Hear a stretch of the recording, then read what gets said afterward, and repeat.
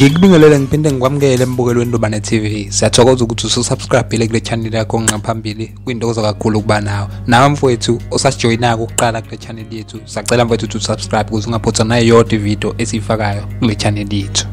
Nazi engiza nazo engithatha kumthombo othembekile. Abalandeli abaningi bathi kungenzeka uKhuzani ashiya angalazi laphana kungizwe mayiseyikhipha laphana ngoZibandlela ngoba sazi ukuthi uKhuzani uvamise ukukhipha ngawo laphana uDisemba.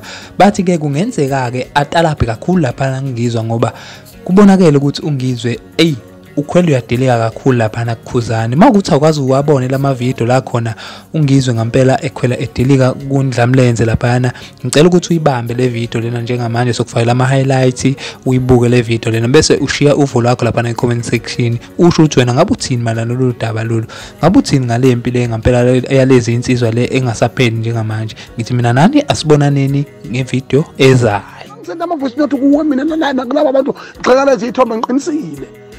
Khathide omncinyakana yonke lezi mfaduko lezazo ngapha nje ngifuna ukuyibona lezi zinto. Manje umgodi ujatsheleswa yini namasimba lawo ngoba uyazathi kanjena. Ushutha ngokhendi camera ngathi sifebe ukuze kube nini. Ijatsheliswa yilento le namba echama amadoda abantu. Kanti yena uyindoda phela futhi la akwazi ukuthi lento ayijabulisi nje nomlilo onyanyisayo.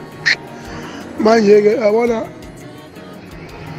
ngiyavuma umsebenzi kaJiwa amukelekile ngoba umgodi umenyanya ukuphupha uthi wantshontshe inkomo le emakhaya le akangayikhokhela usho yena umgodi kodwa namhlanje bahleli ndawonye.